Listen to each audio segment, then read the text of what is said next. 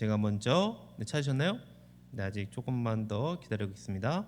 마태복음 18장 21절에서 35절까지 제가 먼저 읽을게요. 그때 베드로가 나와 이르되 주여 형제가 내게 죄를 범하면 몇 번이나 용서하여 주리이까? 7번까지 하오리이까? 그래서 이르시되 내게 이르노니 7번뿐 아니라 7번을 70번까지라도 할지니라.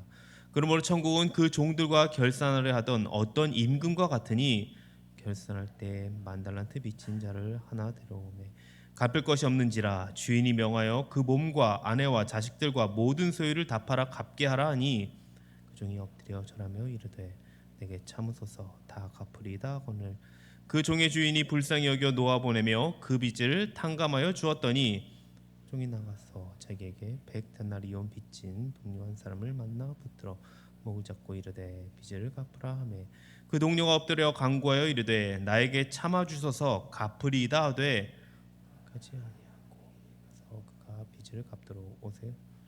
그 동료들이 그것을 보고 몹시 딱하게 여겨 주인에게 가서 그 일을 다 알리니 이에 주인이 그를 불러다가 말하되 악한 종아 내가 빌기에 내가 내 빚을 전부 탕감하여 주었거늘 내가 너를 불쌍히 여김과 같이 너도 내 동료를 불쌍히 여김이 마땅하지 아니하냐 하고 주인이 노하여 그 빚을 다 갚도록 그를 옥졸들에게 넘기. 같이 읽겠습니다. 너희가 각각 마음으로부터 형제를 용서하지 아니하면 나의 하늘 아버지께서도 너희에게 이와 같이 하시리라. 아멘. 네, 우리가 지금 18장을 계속 살펴보고 있고 오늘 마지막을 함께 살펴보게 될 것 같습니다. 제가 18장은 교회 공동체에게 주어지는 말씀이라고 했죠. 그런데 오늘 말씀은 교회 공동체에 관련된 말씀이기보다는 개인적에게 직접적으로 주는 교훈입니다. 그러니까 우리가 2주간 살펴본 말씀들의 보완적인 역할을 하는 게 오늘 본문이라고 여러분이 보시면 될 것 같아요. 저번 주에 제가 메고 푸는 것에 대해서 저저번 주도 말씀드렸지만 메고 푸는 것에 말씀을 드렸습니다. 땅에서 뭔가 우리가 잘해야 하늘에서 풀리는 것이 아니라 반대로 하늘에서 맨 것을 땅에서 밝히고 실행하는 역할이 이 교회고 그리고 각자에게 주어진 역할이라고 했습니다. 그런데 땅에서 푸는 역할 중 하나가 용서라는 거예요. 용서. 그래서 오늘은 용서의 원리에 대해서 함께 말씀을 나누도록 하겠습니다. 자, 먼저 우리가 생각할 것이 있습니다. 내게 죄를 범한 형제를 몇 번이나 용서해야 하는가입니다. 여러분이 한번 생각해 보세요. 나는 나에게 정말 큰 잘못을 한 사람을 몇 번 정도 용서할 수 있는가 한번 생각을 해보시기 바랍니다. 누군가 큰 잘못을 했을 때 쉽게 용서가 되십니까? 아니면 혹시 아직도 용서를 못하고 계시는 분들이 있을지 모르겠어요. 자, 오늘 말씀해 보면 베드로가 예수님께 와서 묻고 있습니다. 주님, 내 형제가 내게 잘못을 범했을 때 몇 번이나 용서해 주면 됩니까? 라고 이렇게 질문을 하면서 7번이면 될까요? 라고 이렇게 묻는 거예요. 자, 왜 베드로가 7번 용서하면 되냐고 말했을까요? 왜 굳이 더 많을 텐데 7번일까요? 자, 7번이란 말은 당시 문화적 배경 하에서 이해되어져야 됩니다. 당시 유대인들은 자신들의 이 신앙적인 책무를 이 수치하는 관습이 있었습니다. 그래서 유대교 랍비들은 몇 회까지만 용서까지 했냐면 3회만 용서했어요. 그 이후부터는 용서를 하지 말라고 가르칩니다. 이런 가르침 가운데 베드로가 지금 7번이라는 숫자를 지금 수치를 내세운 것은 굉장히 베드로 입장에서는 관대한 제안을 한 거예요. 또한 그 숫자가 갖고 있는 의미가 있기 때문입니다. 여러분 다들 아시죠? 유대인들에게 7이라는 의미가 뭐죠? 7. 어떤 의미가 있죠? 완전수죠, 완전수. 네. 이건 여러분이 아마 이 정도는 알지 않을까, 청년부는 알지 않을까 싶습니다. 자, 완전수 그리고 거룩한 숫자의 상징이 7입니다. 그러니까 베드로가 7번이라고 말한 거는 베드로의 입장에서 관대한 제안이기도 하지만 완전수라는 대단한 표현을 한 겁니다. 그러나 베드로의 이 과감한 도전임에도 불구하고 예수님의 무한 수치에 거부가 됩니다. 7번을 70번까지라도 할지니라 예수님이 지금 이렇게 얘기하고 있죠. 자, 이 표현은 두 가지가 될 수 있습니다. 70 곱하기 7, 490이 될 수도 있고요. 70 플러스 7, 77번이 될 수 있습니다. 자, 여러분은 어떤 게 맞는 것 같습니까? 지금 예수님이 7번을 70번까지라도 할지니라 라고 했을 때 여러분의 생각은 77이 맞는 것 같습니까? 490이 맞는 것 같습니까? 자, PPT를 보면서 한번 말씀드릴까요? PPT를 한번 띄워주면, 자, 저는 77이 좀 더 맞는 것 같아요. 왜냐하면 지금 가인이 7배, 그리고 라멕은 77배 벌을, 이렇게 우리가 가인을 얘기할 때 여러분이 기억이 나시려나 모르겠습니다. 가인에게는 7배의 벌을 내고 라멕은 77배. 근데 지금 베드로의 입장에서는 베드로가 7배를 얘기하고 예수님은 77배를 얘기하고 있어요. 자, 이처럼 베드로가 7번, 예수님이 77번을 용서하라고 얘기하는 것은 지금 처음에 이 보복의 원리를 용서의 원리로 대처하는 것으로 지금 저는 이해가 됩니다. 그러니까 77번이 조금 더 맞긴 한 것 같은데, 그렇다고 지금 490번이나 77번을 따지는 것은 크게 의미는 없는 것 같습니다. 이렇게 예수님이 말씀하시는 것은 이유가 뭐냐면 셀 수 없이, 끝없이, 한없이 용서라는 것입니다. 누가복음 17장 4절에는 이렇게 나오고 있습니다. 한번 같이 누가복음 17장 4절을 같이 읽어보겠습니다. 시작. 만일 하루에 7번이라도 내게 죄를 짓고 7번 내게 돌아와 내게 회개하노라 하거든 너는 용서하라 하시더라. 자, 여기서는 지금 회개하거든 용서하라고 나오죠. 그런데 지금 마태복음에서는 어떻게 나옵니까? 마태복음에서는 회개와 상관없이 그냥 용서하라고 합니다. 자, 이렇게 용서하는 이유가 뭘까요? 하나님이 그렇게 용서하시기 때문입니다. 자, 우리가 용서받은 만큼 남들도 용서해 주라는 거예요. 그리고 이것을 좀 더 구체적으로 살펴보는 게 이제 23절 이하의 말씀에서 나오고 있습니다. 그것을 우리가 함께 살펴보면서 왜 우리가 한계 없이 용서해 주어야 되는가, 그것을 함께 살펴보도록 할게요. 자, 아마 10,000달란트 탕감받은 비유인데 이것은 여러분이 잘 아는 내용일 겁니다. 그래서 다시 한번 비유를 살펴보면서 우리에게 주실 큰 은혜를 기대하면서 한번 나눠보도록 하겠습니다. 임금에게 10,000달란트 빚진 자가 있었습니다. 자, 먼저 이것을 이해하려면 10,000달란트가 어느 정도인지 여러분이 아셔야 이해가 좀 더 쉬울 것 같아요. 자, 당시 유대와 로마 사이에서 통용되던 이 화폐 중 가장 큰 단위가 1달란트, 달란트였어요. 달란트. 1달란트가 어느 정도 되냐면 순금으로 약 34kg입니다. 여러분이 상상이 가시나요? 순금 34kg. 저는 금 1kg도 본 적이 없는 것 같습니다. 그래서 제가 1kg를 한번 시세를 쳐봤죠. 시세를 쳐보니까 1kg가 지금 좀 많이 올라서 7,600만 원 정도 하더라고요. 성경에 보니까 지금 1데나리온이 많이 나와요. 여러분이 보시면은 1데나리온 많이 들었을 겁니다.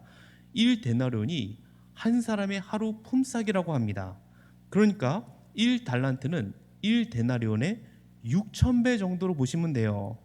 자, 1달란트 하나 있으면은 6,000일은 그냥 놀고 먹어도 되는 겁니다. 그래서 계산을 해보면 1만 달란트는 오늘날의 통화로는 7조 원에 해당이 됩니다. 천문학적인 액수인 거예요. 이 금액을 지금 종에게 갚으라고 하는 거예요.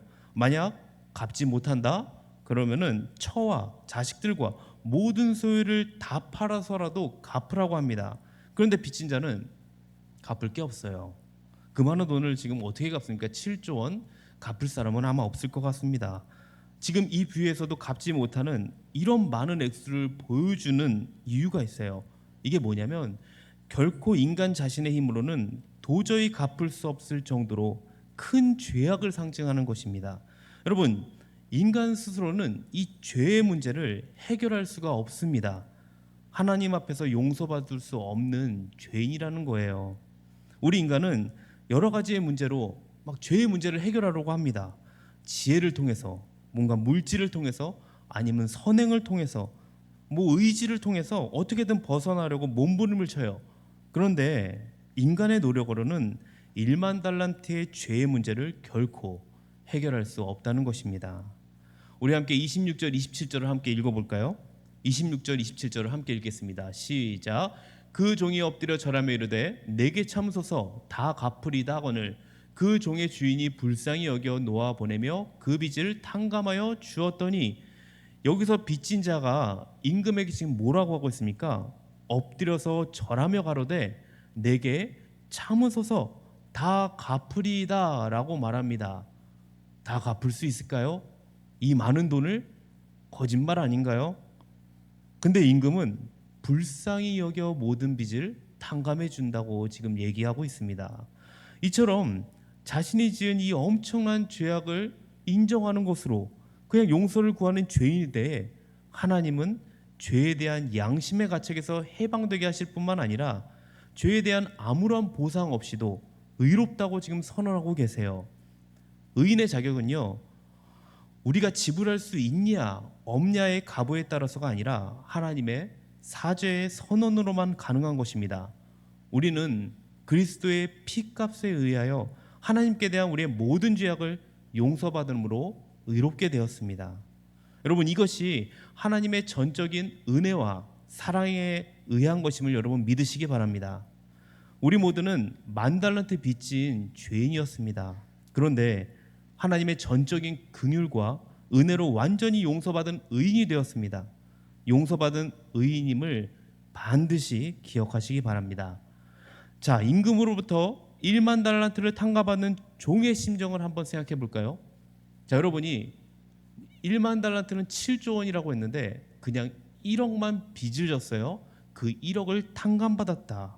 어떻을 것 같습니까? 여러분이 한번 생각해 보신다면 아마 어떠한 것과도 바꿀 수 없는 감격이 있었을 겁니다. 그 감격이 눈물이 채 마르기도 전에 100데나리온 빚진 자를 만나게 됩니다. 자, 여러분 같았으면 어떻게 했을까요? 지금 1억 정도의 빚을 탕감받았는데 한 200만 원 정도의 빚진 자를 만나게 된 거예요. 자, 대부분이 자신의 탕감받은 금액을 생각해서 아마 이 동료의 빚을 자연스럽게 좀 탕감해 주지 않을까 생각을 합니다. 자, 10,000달란트 탕감받았는데 100데나리온 탕감해 주는 것이 뭐가 대단한 일이겠어요. 그런데 이 종은 만나자마자 어떻게 하냐면 동료의 목을 잡습니다. 그리고 내 돈 갚으라고 얘기해요. 자, 그래서 동료가 엎드립니다. 지금 내가 사정이 어려워서 갚을 수 없으니까 조금만 기다려달라, 이렇게 얘기를 해요. 근데 이 이야기는 조금 전에 아까 종이 주인 앞에서 취한 자세와 거의 비슷한 말을 지금 하고 있어요. 우리가 아까 살펴본 대로 100데나리온이라고 한다면 적은 돈은 아니에요. 그런데 조금씩 갚는다면 충분히 갚을 수 있는 돈이거든요.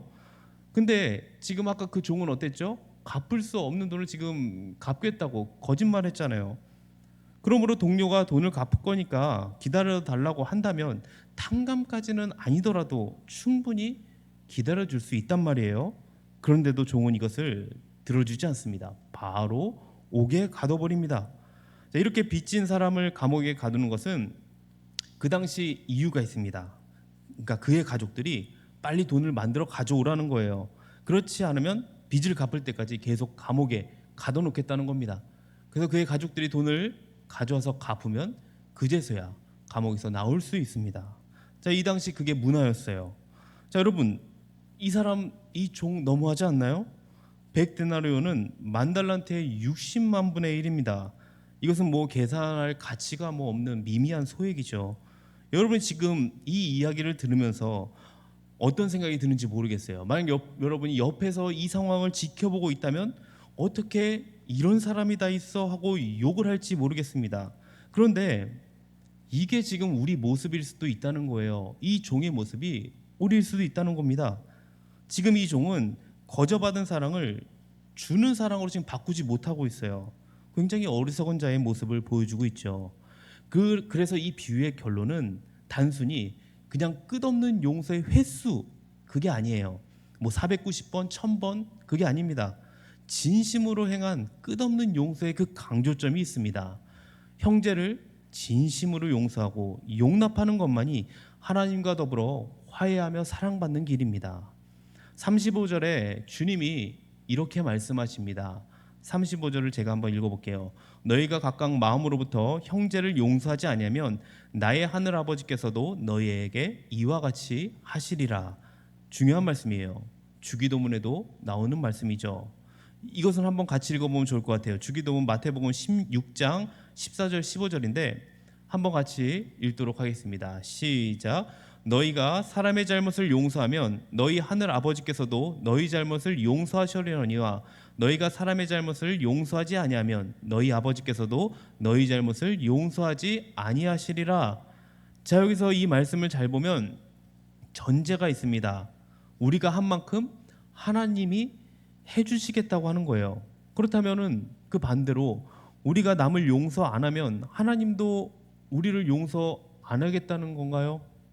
그럴까요? 그런 게 아니죠. 여기서 말하는 주님의 말씀은 우리가 용서하기 전에 이미 하나님이 너무나 크게 용서하셨기 때문에 우리가 용서하는 것은 지극히 당연하다는 거예요.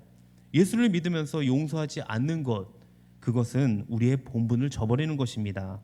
하나님은 우리에게 용서하는 능력도 주셨어요. 그리고 그것도 기대하고 계십니다. 그래서 용서하는 것은 뭐 특별한 일이 아니에요. 그냥 지극히 당연한 일을 하는 거라는 것을 여러분이 꼭 기억하시기 바랍니다. 저는 여기서 추가로 용서라는 단어에 감사를 대입해 보고 싶습니다. 왜 사람들은 엄청난 은혜를 입고도 감사를 잃어버릴까요? 왜 감사가 없을까요? 1만 달란트라는 이루 셀 수 없는 큰 빚을 탕감받았는데도 왜 백데나리온 빚진 그의 빚을 탕감해 주지 못하고 있는 걸까요? 가장 중요한 이유는 은혜를 망각했기 때문입니다. 지금 자신이 어떤 혜택과 특혜를 입은 존재인지를 깨닫지 못했기 때문이라고 생각합니다. 우리나라의 말에 10가지 잘해도 한 가지 잘못하면 서운하다고 하죠. 그렇다면 그 서운함은 정말 상대방의 이 한 가지 잘못한 것에서 나온 걸까요? 저는 그렇게 생각하지 않습니다. 그간 받았던 10가지 이 감사를 망각하고 있기 때문입니다. 하나님께 서운한 이유도 지금 내가 드리는 기도에 응답을 하지 않아서가 아니라 그간 받았던 수많은 은혜, 더욱이 구원이라는 절대적인 은혜를 망각하고 있기 때문입니다. 그렇습니다. 받은 은혜에 대한 감사를 잃어버리는 순간 작은 은혜조차 베풀지 못하고 치졸하고 천박한 인생으로 전락할 수 있음을 여러분 반드시 기억하시기 바랍니다. 우리는 하나님으로부터 측량할 수 없는 이 수많은 은혜를 입은 사람들이에요. 감사는 이것을 인정하고 기억하는 데서부터 시작합니다. 이런 감사가 우리 안에 넘치기를 소망합니다. 자, 이제 다시 한번 정리를 하면서 용서에 관한 예수님의 가르침을 살펴보려고 합니다.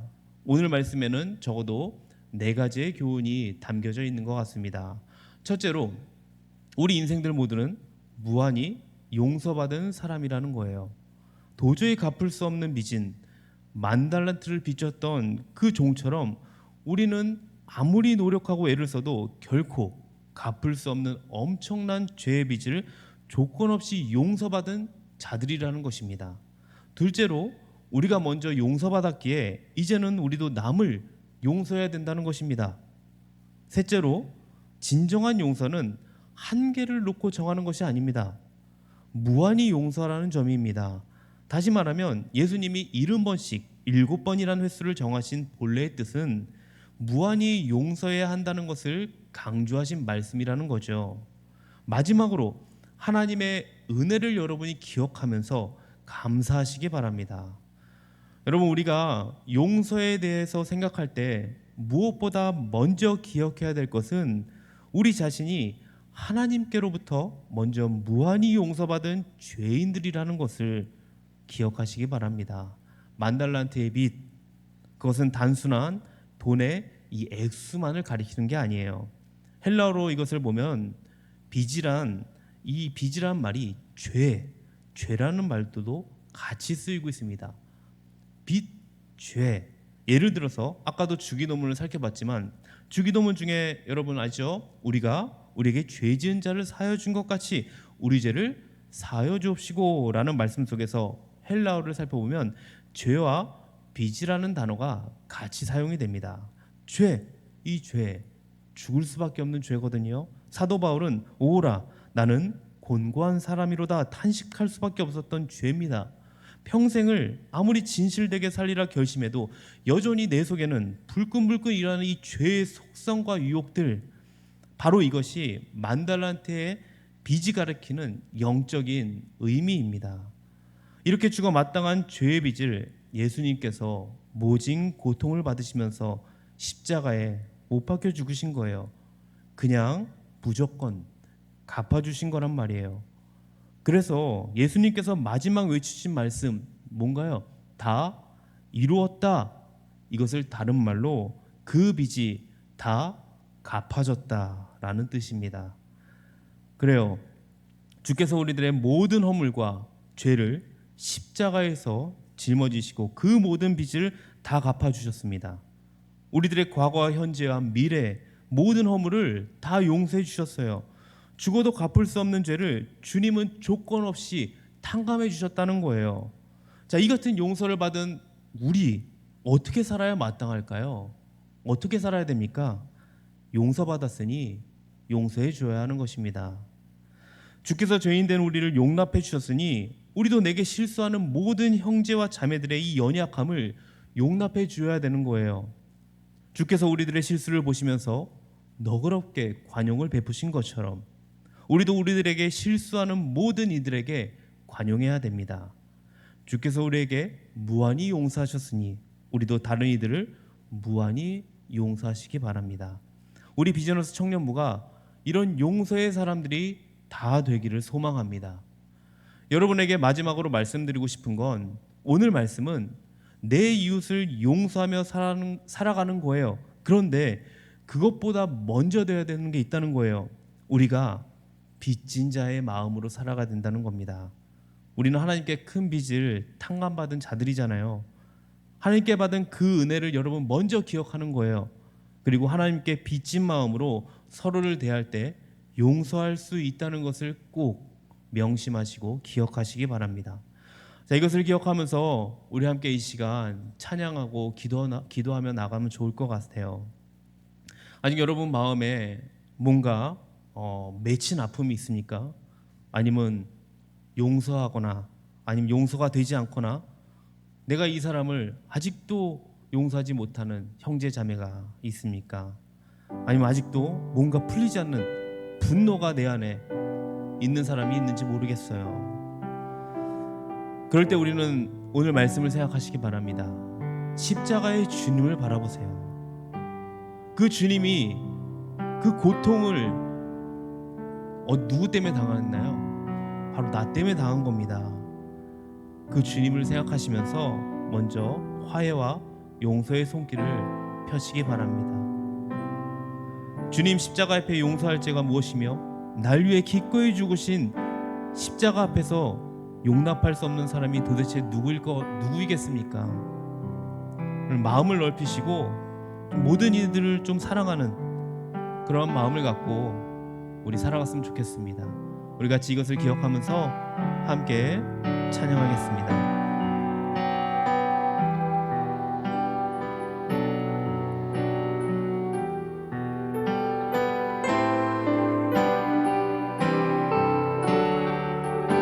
보소서 주님, 보소서 주님, 나의 마음은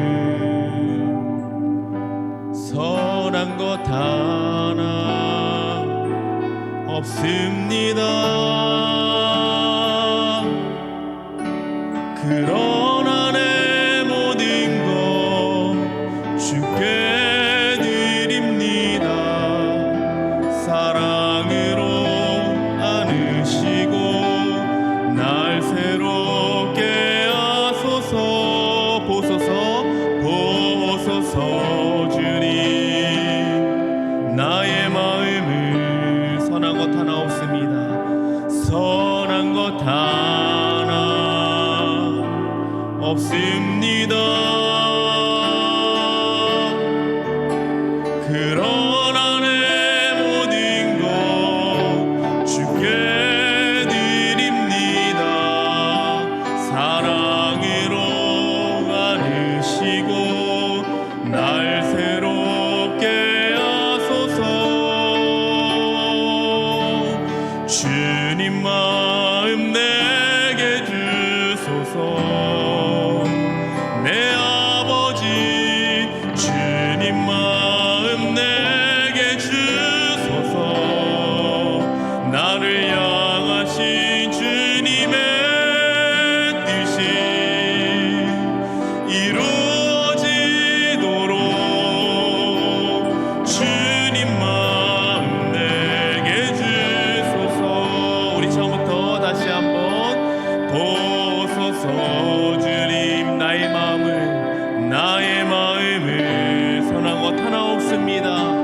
선한 것 하나 없습니다. 그러나 내 모든 것 주께 드립니다. 사랑으로 안으시고 날 새롭게 하소서. 주님 마음 내게 주소서. 내 아버지 주님 마음 내게 주소서. 주를 향하신 주님의 뜻이 이루어지도록 주님 마음 내게 주소서. 주님 마음 내게 주소서. 주님 마음 내게 주소서. 내 아버지 주님 마음 내게 주소서. 나를 향하신 주님의 뜻이 이루어지도록 주님 마음 내게 주소서. 내게 사랑을 가르치소서. 내게 사랑을 가르치소서. 당신 마음으로 당신의 마음으로 용서하게 하소서. 주의 성령 내게 채우사 주의 길 가게 하소서. 주님 당신 마음 주소서. 주님 마음 내게 주소서. 내 아버지 주님 마음 내게 주소서. 나를 향하신 주님의 뜻이 이루어지도록 주님 마음 내게 주소서. 이제 우리가 함께 기도하며 나가도록 하겠습니다. 주님의 마음으로 내가 다른 사람을 용서하기 원합니다. 우리 마음 가운데 아직 용서하지 못한 우리 형제 자매가 있다면 우리가 이 시간 주님의 마음으로 용서하시기 바랍니다. 그 주님이 나에게 베푸신 그 은혜를 기억하시기 바랍니다. 나에게 제일 크신 은혜는 구원이죠. 주님 십자가 앞에 용서 못할 죄가 무엇이 있을까요? 날 위해 죽으신 그 십자가 앞에서 용납할 수 없는 사람은 아무도 없습니다. 그 십자가의 주님을 바라보면서 먼저 우리가 화해와 용서의 손길을 펴시기 바랍니다. 도저히 안 되겠다면 기도하세요. 주님, 내가 이 사람을 용서할 수 없는데 용서할 수 있는 마음을 달라고 여러분 기도하시기 바랍니다. 기도할 때에 그 마음도 주실 거예요. 그래서 우리가 그 주님을 생각하면서 그 크신 은혜를 생각하면서 그 사람을 위해서 우리가 기도하고 또 우리의 마음이 화해할 때에 크신 은혜가 있을 줄 믿습니다. 분명히 주님께서 행하실 거예요. 주님이 그 행하심을 여러분이 맛보시기 바랍니다. 기도하시고 그렇게 용서했을 때에 나에게 어떻게 베푸시나, 나에게 어떻게 은혜를 주시나, 그것을 여러분이 체험해 보시기 바랍니다. 여러분이 이 시간 이것을 갖고 우리가 참 어려운 내용입니다. 그리고 어려운 숙제인 것 같습니다. 하지만 이것을 우리가 기도하면서 우리가 나아갔으면 좋겠어요. 생각나는 그런 용서할 수 없는 것들, 그리고 나에게 그 아픔에 있는 것들, 그리고 아직도 풀리지 않는 나에게 그 분노들이 주님 앞에 모두 해결받을 수 있도록 시간 우리가 함께 기도했으면 좋겠습니다. 그리고 우리 청년부들을 위해서 한번 같이 기도할게요. 우리 청년부가 주님 안에서 더욱더 자랄 수 있도록, 믿음으로 더욱더 자라날 수 있도록, 이 안이 더욱더 풍성해지고 더 주님 안에서 우리가 믿음으로 공동체가 온전히 커나갈 수 있도록 함께 우리 청년부 위해서 같이 기도하도록 하겠습니다. 이 두 가지 기도 제목을 갖고 우리 주여 한번 외치고 우리 기도하며 나가도록 하겠습니다. 주여, 주님 앞에 하나님 아버지, 이 시간도 우리가 기도하며 나아갑니다. 특별히 오늘 말씀 갖고 우리가 하나님 아버지 기도합니다. 주님, 내 마음 가운데 아직 아픔이 있습니까? 용서하지 않은 형제가 있습니까? 주님 하나님 아버지여, 떠올릴 때에 주 용서하는 마음을 갖기 원합니다. 십자가의 주님을 바라보기 원합니다. 주님, 십자가 앞에 용서할 못할 죄가 무엇이 있겠습니까? 날 위해 죽으신 그 십자가를 바라보면서, 날 위해 당하신 그 고통을 바라보면서 내가 하나님 아버지 주님 앞에 나가기를 소망합니다. 주님, 이 마음을 하나님 아버지 넓혀 주시옵소서. 이 마음을 하나님 아버지 위로하여 주시옵소서. 우리가 주님 앞에 하나님 아버지 회개하며 하나님 아버지 나아갈 때에, 또 하나님 아버지 그 마음을 하나님 아버지 주님이신 마음으로 나아갈 때에 우리 내 마음이 먼저 평안을 얻기 원합니다. 내 마음에 하나님 아버지 기쁨이 있기 원합니다. 주여 하나님 아버지께서 행하여 주시고 인도하여 주시옵소서. 특별히 우리 비전로스 청년부가 용서의 사람들이 되기 원합니다. 주님께서 우리에게 무한히 용서하셨으니 우리도 다른 이들을 위해서 무한히 용서하며 한없이 끝까지 하나님 아버지 용서의 마음으로 나아갈 수 있도록 주여 용서하여 주시옵소서. 주님께서 우리의 실수를 보면서 너그럽게 관용을 베푸신 것을 이 시간에 아버지 우리가 함께 나눴습니다. 우리도 하나님 아버지 남들에게 하나님 아버지 그 실수들을 모든 이들에게 관용하면서 정말 베푸는 하나님 아버지 그 은혜가 우리 마음 가운데 있을 수 있도록 인도하여 주시옵소서. 우리가 기도할 때 우리의 마음을 만져주시고 성령님께서 하나님 아버지 함께하여 주시옵소서. 또한 우리가 하나님 아버지 우리 청년부들을 위해서 기도하며 나갑니다.